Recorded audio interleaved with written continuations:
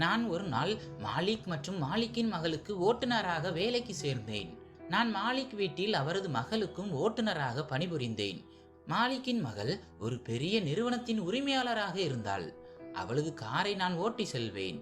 ஒரு நாள் திடீரென மாலிக் மற்றும் மாலிக்கின் மனைவியும் 2 மாதங்களுக்கு வெளியூர் சென்றனர்.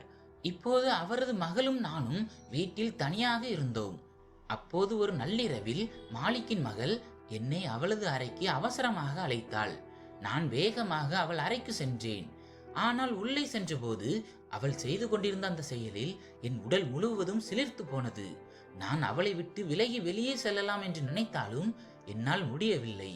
ஏனென்றால் அவள் இருந்த அந்த நிலைமை என்னையும் கிறுக்காக்கியது. என் பெயர் வேந்தன். நான் ஒரு சிறிய கிராமத்தை சேர்ந்தவன். வேலைக்காக மும்பை வந்தேன். என் குடும்பத்தில் அம்மாவும் எனக்கு ஒரு சகோதரியும் இருக்கின்றனர். எங்களுக்கென யாரும் இல்லாததால் நாங்கள் மிகவும் பசியோடு இருந்தோம்.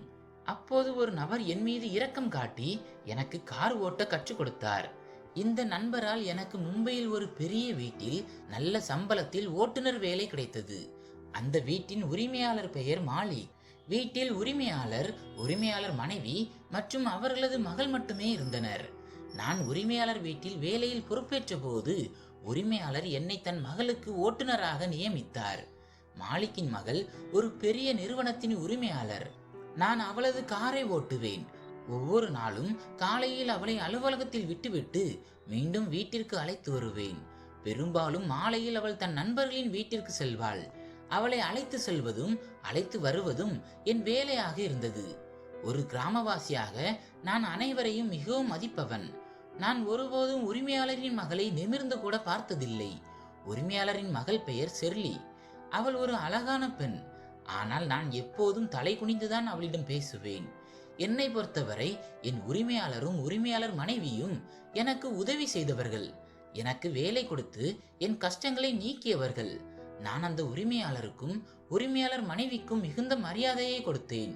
ஏனெனில் அவர்கள் இருவரும் மிகவும் நல்லவர்கள். செர்லி காரில் போகும் வழியெங்கும் என்னுடன் பேசுவாள். எனக்கு நிறைய விஷயங்களை சொல்லுவாள். ஆனால் நான் தலையசைப்பதை தவிர வேறு எந்த பதிலும் சொல்ல மாட்டேன். அவள் மிகவும் புத்திசாலி. அலுவலகத்தில் ஒவ்வொரு பெரிய வேலையையும் விடாமுயற்சியுடனும் கடின உழைப்புடனும் செய்வாள். அவளுடைய அப்பா அவள் மீது மிகுந்த நம்பிக்கை வைத்திருந்தார். உரிமையாளர் செர்லி மூலம் வெளிநாட்டிலிருந்து வந்த ஒவ்வொரு லாப நஷ்டத்தையும் ஏற்றுக்கொள்வார். செர்லி புதிய கார் கேட்டதும் உரிமையாளர் உடனடியாக ஒரு புதிய காரை வாங்கி கொடுத்தார். செர்லி என்னிடம், பார், நான் உனக்காக புதிய கார் வாங்கினேன் என்று சொன்னாள். அவள் சொன்னதை கேட்டு நான் சிரித்தேன். அவள் எப்போதும் பேச்சுக்கு மத்தியில் கிண்டல் செய்வாள். எப்போதும் என்னுடன் பேச நினைப்பாள். ஆனால் நான் எப்போதும் என் கட்டுப்பாட்டிலேயே பேச்சை நிறுத்துவேன். ஆனால் எங்கோ ஒரு இடத்தில் அவளையும் நான் சிறிது நேசித்தேன். செர்லி எப்போது சந்தைக்கு சென்றாலும் எனக்காகவும் ஏதாவது கொண்டு வருவாள். என் சகோதரிக்கு திருமணம் நடக்க இருந்தது என்று அவளுக்கு தெரியும். அதனால் என் சகோதரிக்காகவும் ஏதாவது வாங்கி கொடுப்பாள். இது அவளது திருமணத்திற்கான ஆடை, இதை அனுப்பிவை என்று சொல்வாள். நான் அவளது பேச்சையும் நடத்தையையும் நன்றாக புரிந்து கொண்டேன். ஆனால் இந்த செர்லி ஒரு நாள் என்னிடத்தையில் குற்றம் கண்டுபிடிப்பாள் என்று எனக்கு எப்படி தெரியும்? இளம் வயதிலேயே செர்லிக்கு ஒரு பையன் மீது காதல் ஏற்பட்டது. செர்லி காரில் செல்லும் போது தொலைபேசியில் அடிக்கடி தனது நண்பர்களுடன் பேசுவாள். அதில் அவளது காதலனின் பெயர் எங்காவது வரும். ஆனால் நான் ஒருபோதும் அவர்களின் பேச்சை கேட்க முயற்சித்ததில்லை. ஏனென்றால் அவள் தன் நண்பர்களுடன் தன் காதலனை பற்றி பேசும்போது எனக்கு சற்று வருத்தமாக இருக்கும். உள்ளுக்குள் பொறாமை ஏற்படும். அதனால்தான் நான் என் கவனத்தை வேறு எங்காவது செலுத்தினேன். அப்போது கோடை காலமாக இருந்தது. உரிமையாளரும் உரிமையாளர் மனைவியும் திடீரென்று வெளியூர் செல்ல வேண்டியிருந்தது. ஏனென்றால் உரிமையாளரின் அண்ணன் மகாராஷ்டிராவில் வசித்து வந்தார். அவரது மகளுக்கு திருமணம் இருந்தது. உரிமையாளர் அந்த நேரத்தில் தன் அண்ணனை பார்க்க விரும்பினார். செர்லிக்கு அதிக வேலை இருந்ததால் அவர்கள் இருவரும் தங்கள் ஒரே மகளை வீட்டில் தனியாக விட்டுவிட்டு செல்ல வேண்டிய கட்டாயம் ஏற்பட்டது. உரிமையாளர் புறப்படும் போது செர்லியை அலுவலகத்திலிருந்து அழைத்து செல்லும் வேலையை முழு பொறுப்புடன் செய்ய வேண்டும் என்றும் அவளை கவனித்துக் கொள்ள வேண்டும் என்றும் என்னிடம் பொறுப்பை ஒப்படைத்தார். நான் உரிமையாளருடன் 5 ஆண்டுகளாக வேலை செய்து வந்ததால் அவர்கள் என் மீது மிகுந்த நம்பிக்கை வைத்திருந்தனர். நான் ஒருபோதும் அவர்களின் மகளை நிமிர்ந்து கூட பார்த்ததில்லை என்று உரிமையாளருக்கு நன்றாக தெரியும். உரிமையாளரும் உரிமையாளர் மனைவியும் 2 மாதங்களுக்கு மகாராஷ்டிரா சென்றனர். நான் முழு நேர்மையுடன் என் பொறுப்பை நிறைவேற்றினேன். சில நாட்களுக்கு பிறகு என் தங்கை திருமணம் இருந்தது. அதனால் எனக்கு அதிக பணம் தேவைப்பட்டது. நான் செர்லியை அலுவலகத்தில் விட்டுவிட்டு அருகில் உள்ள ஒரு மெக்கானிக் கடைக்கு செல்வேன். அங்கே உட்கார்ந்து வேலை கற்றுக்கொள்வேன். அதனால் என் ஓய்வு நேரத்தில் இந்த வேலையையும் செய்ய முடியும். உரிமையாளர் வீட்டிலிருந்து மாலை 6 மணிக்கு எனக்கு விடுமுறை கிடைக்கும். பிறகு நான் கடையில் உட்கார்ந்து இந்த வேலையை செய்ய வேண்டும் என்று விரும்பினேன். அதனால் விரைவில் என் தங்கை திருமணத்துக்கு தேவையான பணத்தை சேர்த்து அனுப்ப முடியும். உரிமையாளர் இல்லாத நாட்களில் எனக்கு கொஞ்சம் நேரம் முன்னதாகவே விடுமுறை கிடைத்தது. ஏனென்றால் செர்லி பெரும்பாலும் வீட்டிலிருந்து தான் வேலை செய்தாள். 1 மாதம் கடந்து விட்டது.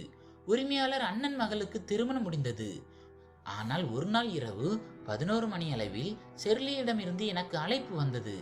அவளுக்கு உடல்நிலை சரியில்லை என்றும் ஒருவேளை மருத்துவரிடம் செல்ல வேண்டி இருக்கலாம் என்றும் நான் அவளுடைய வீட்டிற்கு உடனடியாக வர வேண்டும் என்றும் சொன்னாள். அவளுடைய பேச்சை கேட்டு நான் கவலைப்பட்டேன். இந்த இரவு நேரத்தில் அவள் வீட்டிற்குள் செல்வது எனக்கு சரியாக தோன்றவில்லை. ஆனால் உடல்நிலை சரியில்லாத நிலையில் நான் செர்லியை தனியாக விட முடியாது. அவள் தன் பெரியப்பா மற்றும் பெரியம்மாவை நினைத்து கொண்டிருந்தாள். இரவு முழுவதும் நான் அவளுடன் இருந்து அவளை கவனித்துக் கொண்டேன். அவள் காய்ச்சலில் அவதிப்பட்டாள். நான் இரவு முதல் காலை 5 மணி வரை அவள் அருகில் அமர்ந்திருந்தேன். அவளுடைய நிலைமை சற்று மேம்பட்டதும் நான் என் அறைக்கு திரும்பி வந்தேன். நேரம் வேகமாக சென்று கொண்டிருந்தது. அன்று முதல் செர்லிக்கு உடல்நிலை சரியில்லாமல் போனது. அவள் மிகவும் சோகமாக இருக்க ஆரம்பித்தாள். அவள் தன் பெற்றோரை பிரிந்ததால் கவலைப்படுகிறாள் என்று நான் நினைத்தேன். ஆனால் உண்மையில் நடந்தது என்னவென்று எனக்கு எப்படி தெரியும்?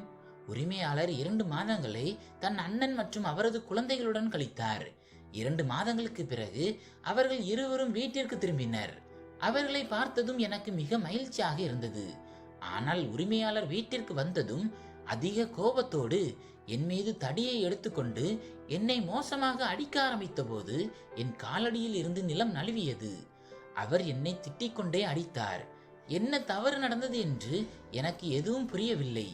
ஆனால் உரிமையாளர் அவ்வளவு கோபமாக இருந்தார். அவர் என் பேச்சை கேட்க தயாராக இல்லை.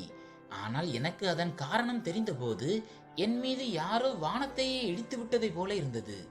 செர்லி என் மேல் நான் அவளை மிரட்டி தவறு செய்ததாகவும் இரவு முழுவதும் அவளுடன் கழித்ததாகவும் குற்றம் சாட்டினாள். மேலும் அவள் இப்போது கர்ப்பமாக இருப்பதாகவும் பயந்து போய் தன் பெற்றோரிடம் தொலைபேசியில் சொன்னேன் என்றும் சொன்னாள். இப்படி பேசிக் கொண்டிருந்த செர்லியை நான் ஆச்சரியத்துடன் பார்த்து கொண்டிருந்தேன். எவ்வளவு சாமர்த்தியமாக பொய்களை சொல்லிக் கொண்டிருக்கிறாள்! இதனால் என் கண்கள் கலங்கியது. நான் செர்லியை மிகவும் நேர்மையானவளாகவும் அப்பாவித்தனமான பெண்ணாகவும் நினைத்திருந்தேன். ஆனால் அவள் என் நடத்தையிலேயே குற்றம் சாட்டிவிட்டாள். உரிமையாளர் என் பேச்சை கேட்க தயாராக இல்லை. மேலும் செர்லி தன் பொய்களை அடுக்கிக் கொண்டிருந்தாள். பெரியப்பாவின் மகளின் திருமணம் நடந்த அன்று இரவு அவளுக்கு உடல்நிலை சரியில்லை என்றும் அவள் என்னை அறைக்கு அழைத்ததாகவும் ஒருவேளை அவளுக்கு மருத்துவர் தேவைப்படலாம் என்று நினைத்ததாகவும் அவள் சொன்னாள். ஆனால் நான் அவளை மருத்துவமனைக்கு அழைத்து செல்வதற்கு பதிலாக நான் அவளுடன் தவறு செய்து விட்டேன் என்றும் சொன்னாள். உரிமையாளர் போலீஸை அழைத்து என்னை சிறையில் அடைக்க முடிவு செய்திருந்தார். ஆனால் செர்லி அவரை தடுத்தாள். செர்லி தன் தந்தையிடம் இப்படி செய்தால் என் மரியாதைக்கு களங்கம் ஏற்படும் என்று சொன்னாள். உடனே செர்லியின் தந்தை என்னை வேலையிலிருந்து நீக்கி அவர் வீட்டை விட்டு வெளியே அனுப்பினார். நான் மிகவும் கவலைப்பட்டேன். எனக்கு வேறு வேலை எதுவும் இல்லை. இவ்வளவு சீக்கிரம் மற்றொரு வேலை கிடைக்க வாய்ப்பு இல்லை.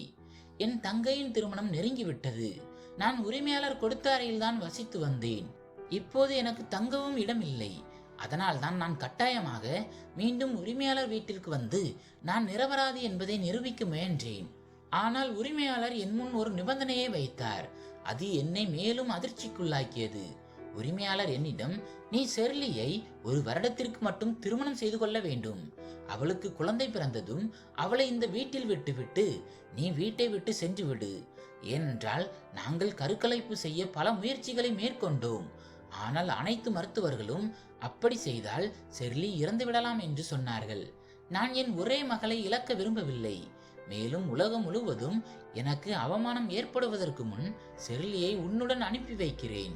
நீ அவளை உன் கிராமத்துக்கு அழைத்து செல்ல வேண்டும். நாங்கள் அனைவரிடமும் செர்லி உன்னை காதலித்தாள் என்றும் உன்னையே திருமணம் செய்ய விரும்பினாள் என்றும் சொல்வோம். குழந்தை பிறந்ததும் செர்லியை எங்களிடம் விட்டுவிட்டு சென்று விடு என்றார். இந்த குழந்தை என்னுடையது இல்லை என்று எனக்கு தெரியும். செர்லி பொய் சொன்னாள் என்பது எனக்கு தெரியும். ஆனால் அதற்கு பிறகும் கூட நான் அவளை 1 வருடம் திருமணம் செய்ய ஒப்புக்கொண்டேன். ஏனென்றால் என் தங்கையின் திருமணத்திற்காக எனக்கு பணம் தேவைப்பட்டது. அவ்வளவு பணத்தை உரிமையாளரால் மட்டுமே எனக்கு கொடுக்க முடியும். அதனால் தான் நான் செர்லியை திருமணம் செய்ய ஒப்புக்கொண்டேன். அவளை என் கிராமத்திற்கு அழைத்து வந்தேன். செர்லி மிகவும் அமைதியாக இருந்தாள். நானும் செல்லும் வழி எங்கும் அவளிடம் எதுவும் பேசவில்லை. கிராமத்தில் என் அம்மாவும் ஊர் மக்களும் செர்லியை பார்த்து ஆச்சரியப்பட்டனர்.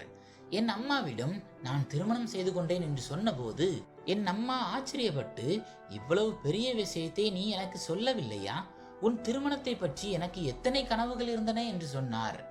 ஆனால் செர்லியை பார்த்து என் அம்மா மகிழ்ச்சி அடைந்தாள். செர்லி மிகவும் அழகாக இருந்தாள். இவ்வளவு அழகான பெண்ணை கண்டு என் அம்மாவின் அனைத்து புகார்களும் நீங்கின. அம்மா செர்லியை அறைக்கு அழைத்து சென்று கிராம பெண்களைப் போல அவளை அலங்கரிக்க தொடங்கினாள். நான் தங்கையின் திருமண ஏற்பாடுகளை செய்ய ஆரம்பித்தேன். இரவு அறைக்கு வந்தபோது செர்லி மணப்பெண் அலங்காரத்தில் அமர்ந்திருந்தாள். நான் அவளை பார்த்து கொண்டே இருந்தேன். அவள் ஒரு தேவதை போல இருந்தாள். முதல் பார்வையிலேயே நான் என் மனைவியின் மீது என் இதயத்தை இழந்து விட்டேன். ஆனால் என் மனைவிதான் என்னை அப்படி தவறாக பேசினாள் என்பதை நான் எப்படி மறக்க முடியும்? நான் அவள் அருகில் வந்து அமர்ந்த போது அவள் பயத்தால் நடுங்கினாள். அவள் எப்படி என்னை திருமணம் செய்தாள் என்று அவளுக்கும் தெரியும். நான் அவளிடம் ஏதேனும் சொல்வதற்கு முன் அவள் தானே அழ ஆரம்பித்தாள். என்னிடம் மன்னிப்பு கேட்டாள். என் காலடியில் விழுந்தாள். அவளுடைய கண்ணீர் என் இதயத்தில் விழுந்தது. ஏனென்றால் நான் அவளை எப்போதும் மகிழ்ச்சியாகவும் நல்லவளாகவும் பார்த்திருந்தேன். செர்லி அழுது கொண்டே என்னிடம் தான் என் மீது சுமத்திய குற்றச்சாட்டுக்கு வெட்கப்படுவதாகவும் தன் தவறை முழுமையாக உணர்வதாகவும் சொன்னாள். ஆனால் இவை அனைத்தையும் அவள் என்னை அவமானப்படுத்த செய்யவில்லை. மாறாக மிகுந்த கட்டாயத்தின் காரணமாக செய்தாள். நான் செர்லியை மிகவும் அன்பான கண்களால் பார்த்தேன். அவளிடம் தெளிவாக சொன்னேன், நீ எவ்வளவு கட்டாயத்தில் இதை செய்தாலும் உன்னுடைய இந்த செயலால் என் மரியாதையை நான் இழந்து விட்டேன். உன் பாவங்களை என் தலையில் சுமத்தி நீ சுதந்திரமாகிவிட்டாய். ஆனால் நான் நிரபராதியாக இருந்தும் என் உரிமையாளரின் பார்வையில் விழுந்து விட்டேன். நான் நினைத்தாலும் உன்னை ஒருபோதும் மன்னிக்க முடியாது. ஆனால் என் தங்கையின் திருமணத்திற்கு வந்த பெண்ணுக்கு எந்த அநீதியையும் இழைக்க நான் கொடூரமானவன் அல்ல. அதனால் நீ இந்த அறையில் நிம்மதியாக தங்கலாம். உனக்கு எந்த கஷ்டமும் இருக்காது. மேலும் உன் குழந்தையை இந்த உலகிற்கு கொண்டு வந்த பிறகு நீ இங்கிருந்து சுதந்திரமாக செல்லலாம். நான் உன்னை உன் குழந்தையுடன் உன் வீட்டிற்கு கொண்டு வந்து விடுவேன் என்றேன். நான் செர்லியை என் கால்களில் இருந்து தூக்கி உட்கார வைத்துவிட்டு அறைக்கு வெளியே செல்ல ஆரம்பித்தேன். ஆனால் அப்போது செர்லியின் வார்த்தைகள் என் கால்களை நிறுத்தின. அவள் நான் எந்த பாவமும் செய்யவில்லை. என் குழந்தைக்காக நான் காத்திருக்க வேண்டியதில்லை. நான் உங்களை உங்கள் உரிமையாளரின் பார்வையின் மதிப்பில் குறைக்கவில்லை. மாறாக உங்கள் உரிமையாளர் உங்களை மிகவும் நேசிக்கிறார். அவர் உங்களை அதிகம் நம்புகிறார். அதனால்தான் உங்கள் உரிமையாளர் உங்கள் வாழ்க்கையின் மிக விலைமதிப்பற்ற பொருளை உங்களுக்கு கொடுத்துள்ளார் என்றாள். மேலும் என் அப்பா நமக்கு திருமணம் முடிந்த பிறகுதான் நான் உங்களுக்கு முழு உண்மையையும் சொல்ல வேண்டும் என்று கூறினார் என்று சொன்னாள். செர்லியின் வார்த்தைகள் என்னை ஆச்சரியப்படுத்தின. நான் திரும்பி அவள் முகத்தை பார்த்தேன். அங்கே அப்பாவித்தனம் நிறைந்திருந்தது. அவள் அப்போது 20 வயது நிரம்பிய அப்பாவி பெண். அவள் எந்த நிலையில் இருந்தாள் என்று யாருக்கு தெரியும்? செர்லி தான் கர்ப்பமாக இல்லை என்றும் என் அப்பா உன்னிடம் பொய் சொன்னார் என்றும் சொன்னாள். என் அப்பா இவை அனைத்தையும் மிகுந்த கட்டாயத்தில் செய்தார். ஏனென்றால் அவர் தன் மகளின் உயிரை காப்பாற்ற விரும்பினார் என்றாள். செர்லி என் அருகில் வந்து என் கைகளை தன் கைகளில் பிடித்து கொண்டு மிக மெதுவான குரலில் தன் உண்மையை சொல்லிக் கொண்டிருந்தாள். நான் அமைதியாக அவள் பேச்சை கேட்டுக்கொண்டிருந்தேன். செர்லி அப்பாவின் பழைய நண்பர் தன் மகனின் உறவுக்காக குழந்தை பருவத்திலேயே செர்லியை அவர்களுக்காக கேட்டார். செர்லி அப்பாவின் நண்பரும் நண்பரின் மனைவியும் மிகவும் நல்லவர்கள். அதனால்தான் செர்லியின் அப்பா தன் மகளை தன் நண்பரின் மகனுடன் சிறு வயதிலேயே நிச்சயம் செய்தார். ஆனால் காலம் செல்ல செல்ல செர்லியின் அப்பாவுக்கு தன் தவறு புரிந்தது. ஏனென்றால் செர்லியின் வருங்கால கணவர் கபில் தன் பெற்றோருக்கு ஒரே மகனாக இருந்ததால் மிகவும் கெட்டு போயிருந்தான். அவனிடம் பணக்குறைவு இல்லை. அவனை தடுப்பவரும் யாரும் இல்லை. கபிலின் பெற்றோர் ஒருபோதும் தன் மகனை தவறு செய்ய விடாமல் இருக்க தடுக்கவில்லை. நான் நேசித்த கபிலை திருமணம் செய்ய அப்பா அனுமதிக்கவில்லை. ஏனென்றால் அவன் என் பணத்திற்காக மட்டுமே என்னை திருமணம் செய்ய விரும்பினான். அவன் என்னுடன் இப்படி செய்வான் என்று எனக்கு தெரியாது. நானும் கபிலை பற்றி முழுவதுமாக தெரிந்து கொண்டேன். அதனால் நான் என் அப்பாவின் முன் தலைகுனிந்து, நீங்கள் இப்போது எங்கு திருமணம் செய்ய சொன்னாலும் நான் அங்கு திருமணம் செய்வேன் என்று சொன்னேன் என்றாள். கபில் வளர வளர அவன் கெட்டு போயிருந்தான். கபில் நல்ல பையன் இல்லை. செர்லியின் பெற்றோர்கள் ஒரு நகருக்கு சென்றிருந்த போது கபில் பல முறை அவளுடன் தவறாக நடந்து கொள்ள முயற்சித்ததாகவும், மேலும் ஒரு முறை அவன் குடித்துவிட்டு வீட்டிற்கு வந்து செர்லியுடன் தவறாக நடந்து கொள்ள முயன்று சண்டை போட்டுள்ளான். ஆனால் அவள் தன்னை அறையில் பூட்டிக் கொண்டு தன்னை காப்பாற்றி கொண்டதாகவும், அவள் அவனை தடுக்க முயன்ற போது, உனக்கு என்னுடன் திருமணம் நடக்க இருக்கிறது, அதனால் எனக்கு உன் மீது முழு உரிமை உண்டு, நான் உன்னுடன் விரும்பியதை செய்யலாம் என்று அவன் சொன்னதாகவும் சொன்னாள். மேலும் ஒரு நாள் இரவு அவள் தனியாக இருந்ததை பயன்படுத்தி கொள்ள ஆரம்பித்ததாகவும் சொன்னாள். அதற்கு ஒரு நாள் முன்னும் கபில் தன் நண்பர்களுடன் சேர்ந்து செர்லியுடன் தவறு செய்ய முயற்சி செய்துள்ளான். இந்த பயத்தால் தான் அவளுக்கு காய்ச்சல் ஏற்பட்டுள்ளது. தன் பாதுகாப்பிற்காக என்ன செய்ய வேண்டும் என்று அவளுக்கு புரியவில்லை. ஏனென்றால் கபில் அவள் தனியாக இருப்பதை பயன்படுத்தி மீண்டும் வீட்டிற்குள் நுழைந்து விடுவான் என்று அவள் பயந்தாள். அதனால்தான் அவள் இரவு முழுவதும் என்னை தன் அறையில் அமர வைத்தாள். செர்லி கபிலை விட என்னை அதிகம் நம்பினாள். அவளது பெற்றோர் திரும்பி வரும் முன்னரே அவள் ஒவ்வொன்றாக தன் பெற்றோரிடம் சொன்னாள். உரிமையாளர் கபிலின் அப்பாவிடம் பேசினார். அவர் தன் மகளை புரிந்து கொண்டார். செர்லியை திருமணம் செய்ய வேண்டும் என்றால் உன் மகன் இதுபோன்ற செயல்களை செய்ய வேண்டிய அவசியம் என்ன என்று கேட்டார். ஆனால் கபிலின் தந்தை, கபில் ஒரு வாலிபன், அந்த ஆர்வத்தில் குழந்தைகள் கொஞ்சம் வேடிக்கை செய்கிறார்கள், செர்லி தன் வருங்கால வாழ்க்கை துணையுடன் சிறிது நேரம் செலவிடக்கூடாதா என்று சொல்லி விஷயத்தை முடித்தார். அப்போதுதான் செர்லியின் அப்பாவுக்கு அவர் எவ்வளவு பெரிய தவறை செய்திருக்கிறார் என்று புரிந்தது. ஏனென்றால் கபில் இவ்வளவு கெட்டு போனதற்கு வேறு யாரும் காரணம் அல்ல, அவரது அப்பாதான். அவன் திருமணத்திற்கு பிறகும் இப்படிப்பட்ட கீழ்த்தரமான செயல்களை செய்ய முடியும். அதனால் என் அப்பா கபிலுடனான என் உறவை முறிக்க முயற்சித்த போது கபில் மிரட்டத் தொடங்கினான். மேலும் அவன் என்னை விடமாட்டேன் என்று தெளிவாக கூறினான். அப்பா என்னை பற்றி மிகவும் கவலைப்பட்டார். அப்போதுதான் அவர் உன்னை பற்றி யோசித்தார். நீ காரை சுத்தம் செய்து கொண்டிருந்தாய். என் உடல்நிலை சரியில்லாமல் இருந்த அன்று இரவு முழுவதும் நீ உட்கார்ந்து என்னை கவனித்துக் கொண்டாய் என்று நான் அப்பாவிடம் சொன்னேன். நீ மிகவும் நல்ல குணமுள்ள மனிதன் என்று அப்பாவுக்கு தெரிந்துவிட்டது. அதனால் தான் அப்பா உன்னை எனக்கு திருமணம் செய்ய முடிவு செய்தார். கபிலிடமிருந்து முழுமையாக விடுபட முடிவு செய்தார். நானும் கபிலை விட்டு விலக ஆரம்பித்தேன். ஆனால் கபில் இந்த திருமணத்தை எளிதில் விட்டு கொடுக்க மாட்டான். அதனால்தான் அப்பா தன் நண்பனிடம், நீ என் மானத்தை இழிவுபடுத்தி விட்டாய் என்றும் நான் கர்ப்பமாக இருக்கிறேன் என்றும் சொன்னார். இதனால் அப்பாவின் நண்பர் தானே இந்த உறவை முறித்து கொண்டார். ஏனென்றால் பெரிய மரியாதை உள்ளவர்கள் கர்ப்பமாக இருக்கும் இத்தகைய பெண்களை எப்போதும் மருமகளாக ஏற்றுக்கொள்ள மாட்டார்கள். என் அப்பா உனக்கு முதல் நாளிலேயே முழு உண்மையையும் சொல்ல விரும்பினார். ஆனால் நீ திருமணத்திற்கு மறுத்துவிட்டால் என்ன செய்வது என்று அப்பா பயந்தார்.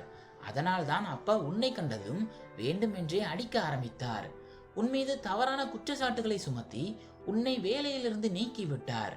ஏனென்றால் உனக்கு பணம் தேவை என்று அவருக்கு தெரியும். நீ தானே திரும்பி வருவாய் என்று அப்பாவுக்கு நம்பிக்கை இருந்தது. அப்போது திருமண நிபந்தனையை வைக்கலாம் என்று அவர் நினைத்தார். அதே போல் நீயாகவே அப்பாவின் வீட்டிற்கு சென்றாய். அப்போது அப்பா என் திருமணத்தை பற்றி பேசி தனது கஷ்டத்தை நீக்கினார். அப்பா என்னை உன்னுடன் கிராமத்துக்கு அனுப்பி வைத்தது அவர் நண்பரின் மகன் கபில் நமக்கு எந்த தீங்கும் செய்யாமல் இருக்க வேண்டும் என்பதற்காகத்தான். நீ ஒரு நல்ல மனிதன் என்று அப்பாவுக்கு தெரியும்.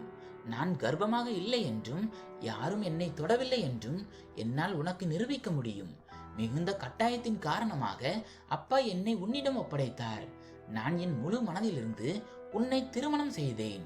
நானே உனது நல்லொழுக்கத்திற்கு சாட்சி. முடிந்தால் என்னையும் என் அப்பாவையும் ஒரு பொய்க்காக மன்னித்து விடு என்று என்னிடம் சொன்னாள். செர்லியின் கண்களில் இருந்து கண்ணீர் வழிந்தது.